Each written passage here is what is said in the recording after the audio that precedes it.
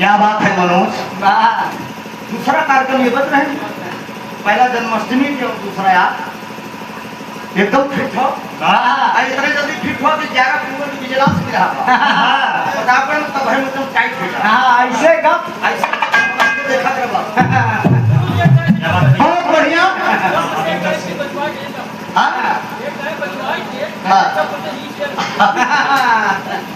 बड़ी सुंदर लाइन अभी आप लोगों ने निर्गुण का भाव सुना, रुचि की तरफ से। दुनिया के ओहरवा में कहरवा लिहले जात बा। कैसे पहले हम दावत रहे कि कैसे का मनाई हो गुजरिया रुचि जाती।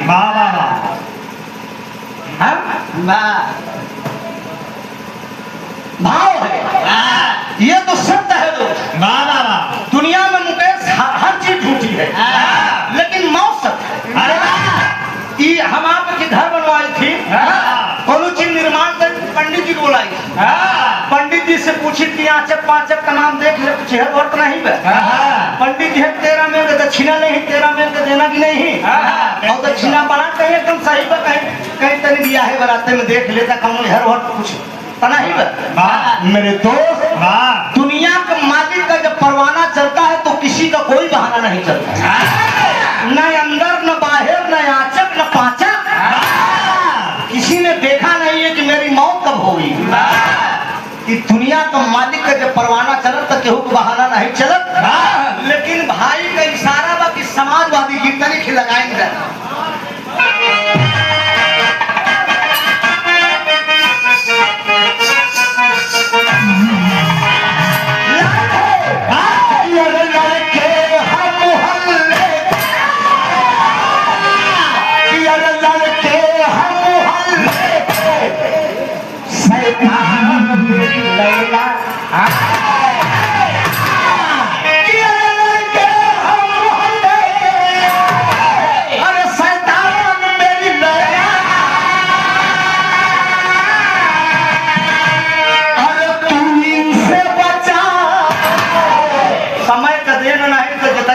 है कितनी बड़ी हमारी बिटिया पर, लेकिन अभी कलाया क्या करें नहीं तो हम कोशिश करें कि इतना ऐसे लड़के से प्रोग्राम न हो भगवान। लेकिन अंकित माने नहीं कहने गाना हो मामा तो रुचि के बुलावा। लेकिन कोनो बात सही बा, हम तो का कुछ न कहा लेकिन इतना जान ला घर हमको बुलाओ जरूर।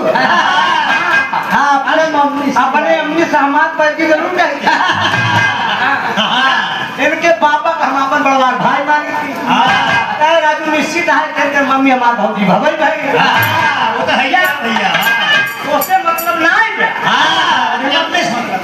उससे तंतु मतलब ना, तो तंतु की तो पड़वा चिंतन हम समझ लेते वक्त हो क्या तो इस वकील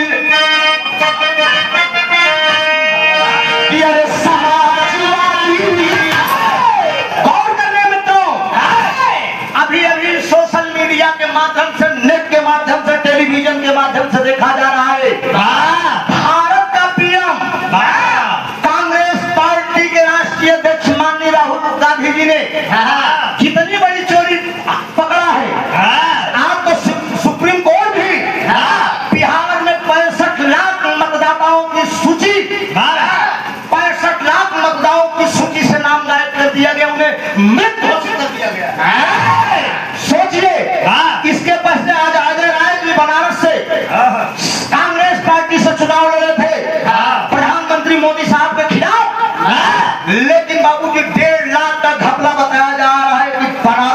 पर हुआ है, माने पीएम साहब का।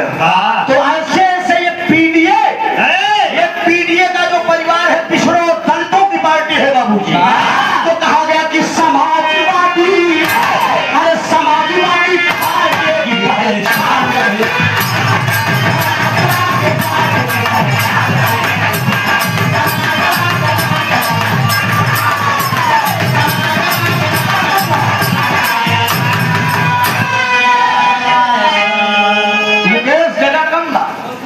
हमरे लिए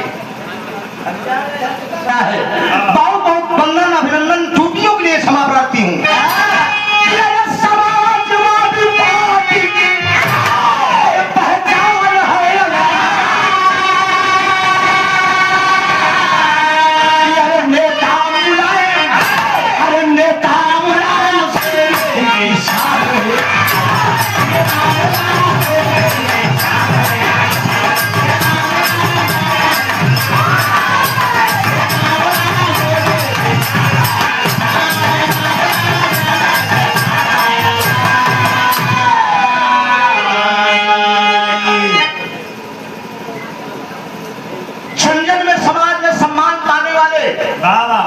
आदरणीय विजय यादव जेसीबी वाले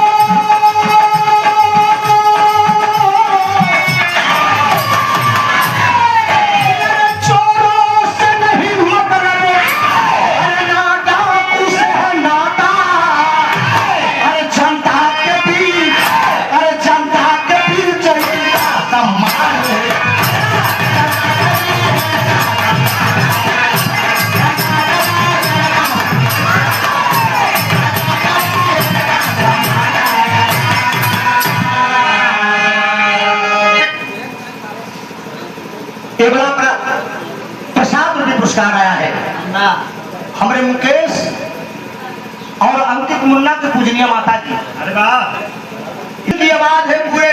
और आप लोगों को मैं बता देना चाहता हूँ, माननीय अखिलेश यादव जी की जब सरकार थी उस समय समाजवादी पार्टी का मैं जिलाध्यक्ष था, सांस्कृतिक प्रकोष्ठ का। इस समय वर्तमान समय पार्टी में सरकार रहे न रहे, पार्टी की नीतियों पे चला जा रहा है। मैं बलिया से जाकर प्रोग्राम लौटा था, आकाश मीरा मूर्ति से प्रोग्राम था। पुल से चला है सिकंदरा में दरोगा रोक नहीं लगे थाने में बहरिया कहें ये साइकिल पे झंडा क्यों लगाए। उन्होंने कहा सर समाजवादी पार्टी के जिलाध्यक्ष हो। आपने कहा क्यों। कहेंगे आज के दिन सपा के जितने है नेता उनको 2 बजे तक कहीं नहीं छोड़ा जाएगा, 2 बजे तक आप बैठो। हमने कहा रात में मेरा प्रोग्राम मांडा है प्रीतिपाल से, बोलिए मैं सोऊंगा नहीं और आराम नहीं करूंगा तो कार्यक्रम खराब हो जाएगा। तो कहे ना इसमें झंडा निकाल दो और ये पद जो है इसको चिपका दो कागज, तब आप जाइए। लेकिन हमने कहा दरोगा साहब ना झंडा उतरेगा ना ये पद चिपकाया जाएगा, आप जब तक बैठाना हो तब तक बैठाए रहिए। ठीक है 2 बजे के बाद छोड़ूंगा। उसके बाद बोले कि नहीं आप जाइए। आयोजक साहब से हमने बात करा दिया, बोले कि जाइए। आदरणीय विजय यादव जी उत्तर मध्य रेलवे त्रिलोकपुर की धरती से 200 रुपया का पुरस्कार भैया का बड़ा आशीर्वाद की परीक्षा है। जरा गौर करेंगे बाबूजी, लाइन दिया गया है।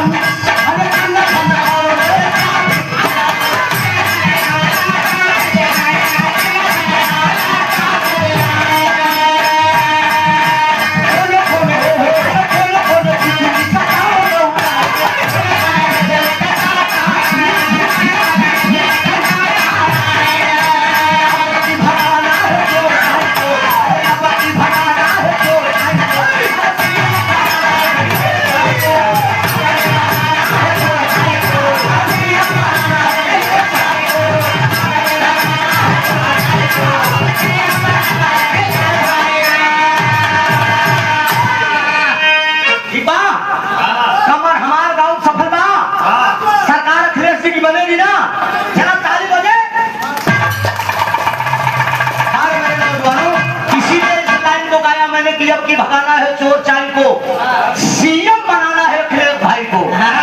लेकिन उत्तर प्रदेश नहीं पूरे भारत की एक आवाज है नौजवानों। समाजवादी पार्टी सूबे में माननीय अखिलेश यादव जी की जब सरकार थी, समाजवादी पेंशन क्या यादव समाज के लोगों को मिला, सर्व समाज के लोगों को माननीय अखिलेश यादव जी ने देने का काम किया। याद कर लेना, करछना में एक दलित को जो है जिंदा जला दिया गया। क्यों? उसके अभियान भी मेरा प्रोग्राम था उजाला यादव से। एक मीडिया का पत्रकार आया, मेरे सामने फुकनी लगा दिया। मैं गाड़ी में बैठ रहा था, लगा दिया, बोला कि इस पर क्या आपकी राय? हमने कहा मैं क्या राय बताऊंगा, हम आज बोल दूं तुम ऊपर उठा के डाल दो, कल परसों मुझे जेल डाल देंगे। हम गावे बजावे वाला मैं नहीं, मैं तो नेता हूँ। हमने कहा तुम खुद समझो, कलाकार और पत्रकार पे कोई न रोक है न टोक है। स्वागत है यूट्यूबर भाइयों की, एक पे एक पूरी लाइन लगी है। स्वागत है, आप लोग कलाकारों के भगवान हैं। ये लोग कलाकार की आवाज ही खामोश तक नहीं। आज यहाँ हम लोग भैया गावती काम था हम रुचि यादव में त्रिभुवन के ऐसे झटका, त्रिभुवन मोबाइल के देखते रह गए, तुरंत मुझी मार देखिए रुचि हाँ के कैसे होते भैया? स्वागत है आप लोगों का। ठीक है, इस बेरोजगारी में आप लोग हमसे कमाइए, हम आपसे कमाएंगे। आप लोग हम आज यूट्यूब के देना, सोशल मीडिया के देना, रुचि हमारे जमाने भैया हमारा हम मीडिया कब सजावत है कि तब मोबाइल नहीं था, ऑडियो कैसेट का जमाना था। दिल्ली हम लोग रिकॉर्डिंग करने के लिए जाते थे। सच्चाई बताओ भाई रुचि, आज झोला में भर के हम खुदे बेचे हम लोग जाते हैं। भैया त्रिभुवन दवैया हमारे की कैसेट आएगा, वो जमाना मैंने देखा है अपनी जिंदगी में। कितना मेहनत परिश्रम करके तो आज यहाँ तक पहुंचा। तो लाइन दी गई, इस गीत को माननीय अखिलेश यादव जी सुने और मुझे लखनऊ बुलाए। प्रदेश अध्यक्ष श्यामलाल पाल जी से बोले कि जरा इस कलाकार को कार्यालय में बुलाया जाए। बड़ा प्यार सुने कार्यालय में माननीय अखिलेश यादव जी के सामने ये गीत बजी। कौन सी गीत थी?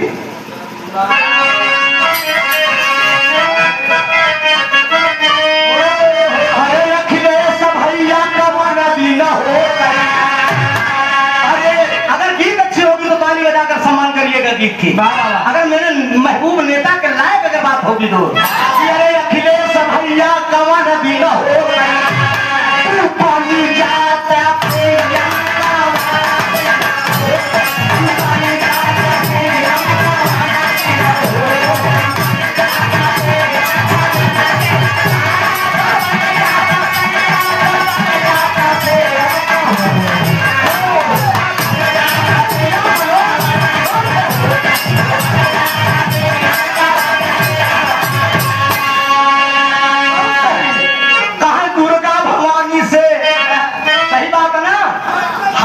नेता को सीएम के रूप में नहीं दो, पीएम के रूप में देखना चाहते हैं।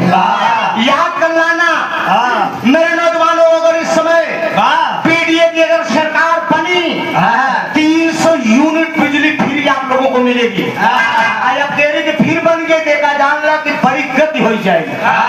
आया ही मुसलमान तक एकदम निगाहे बहाएगा जान ला। थाने में पहुंचा रहा तो दरोगा जी पहले लग जाओ, यादव है ई दशा दुर्गा भवानी से ही है अपना का हमारे सुनिया। अरे गरीबन का मदद किया, अरे गरीबन का मदद किया, अरे रहा जब तू से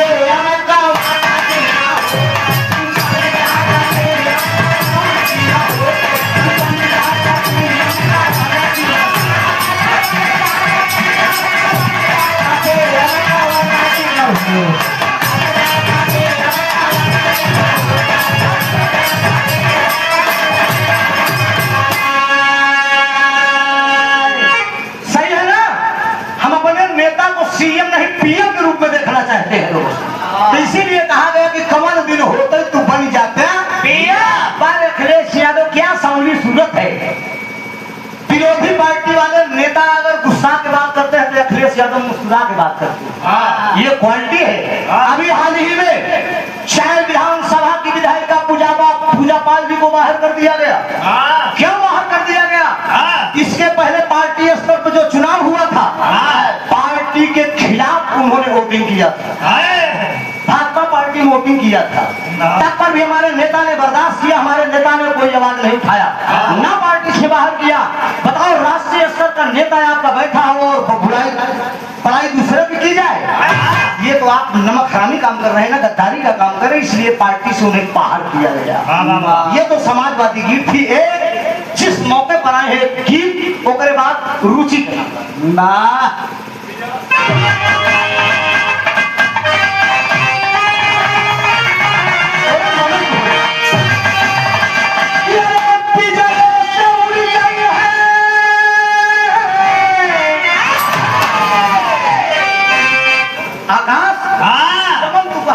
मने आकाश इशारा करें कि पिजड़े सुन जाएगा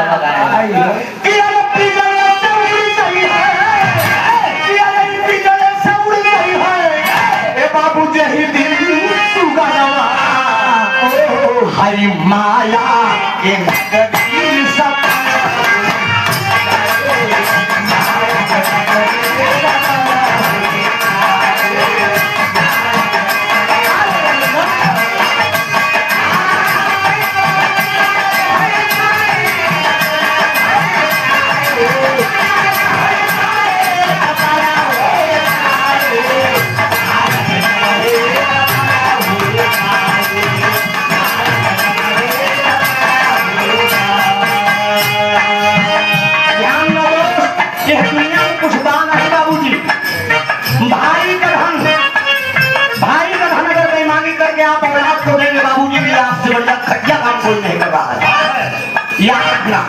भाई भाई होता है दो पिजड़ा सुन जाए जिस दिन सुबह याद बोलो तो कल ना बोलो तो बाबूजी जिंदगी तो कोनो भरोसा नहीं कर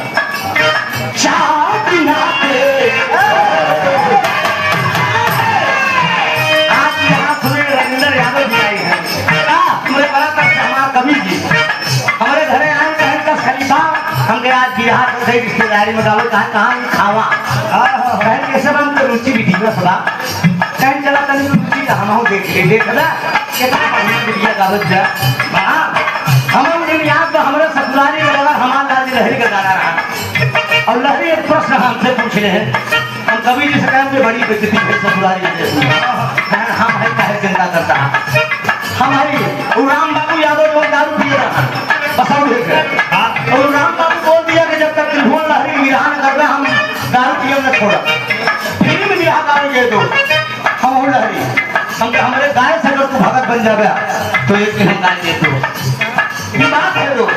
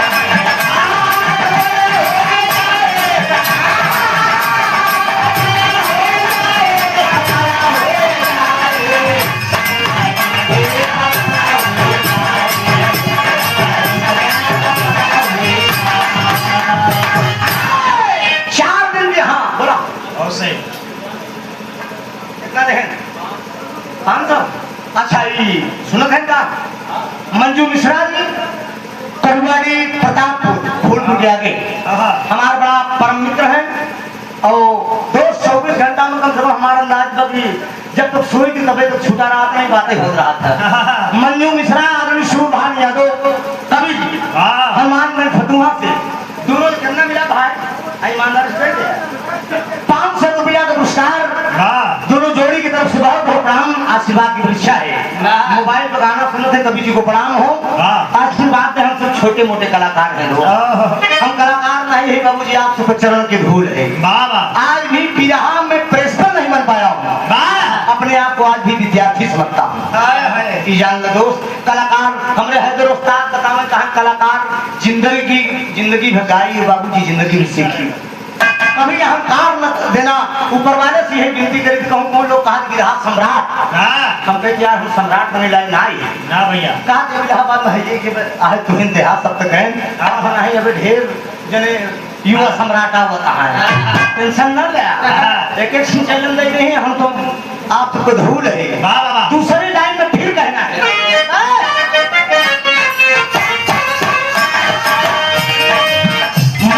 कपड़ा अरे वाह ओहो इंसान हाँ पहले बड़े तो बड़ा ठीक ठाक टाइट पहनता है लेकिन असली काया नहीं हो रहा है। अरे वाह मरी मरी मरी पता न तेरे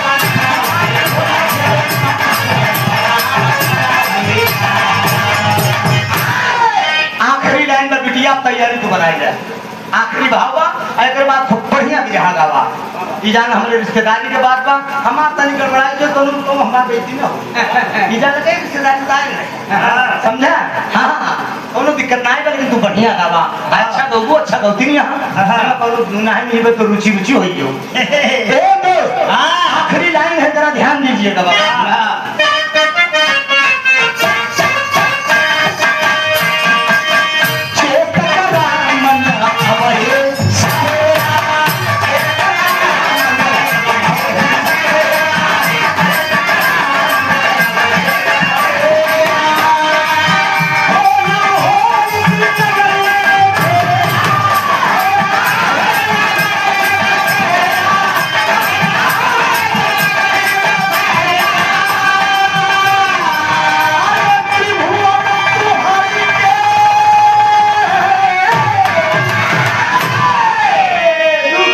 जब भाई लड़कियां इतना अरमान से लेके आए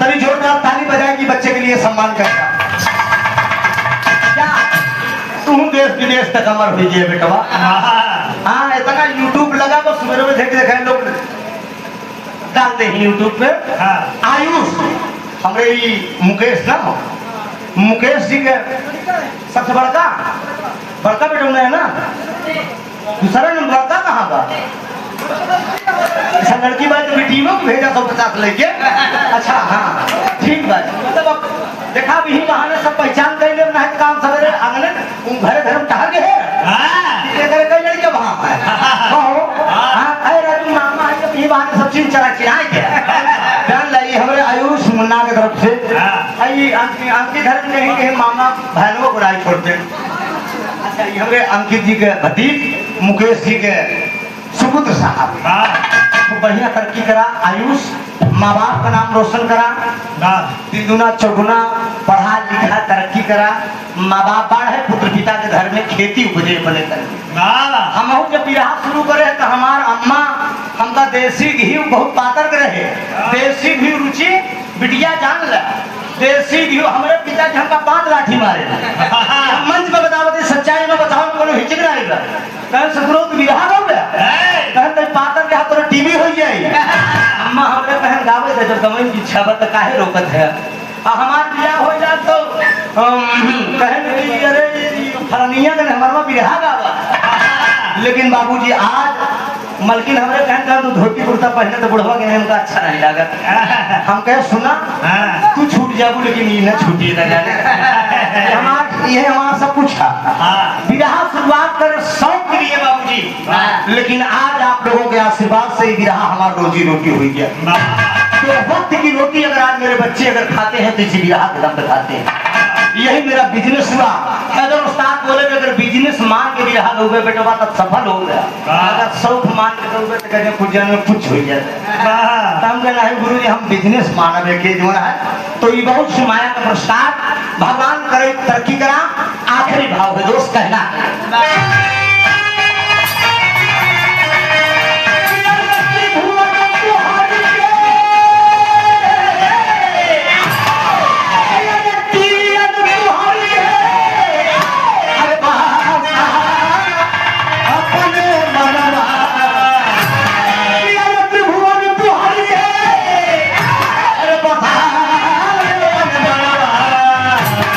अंत समय में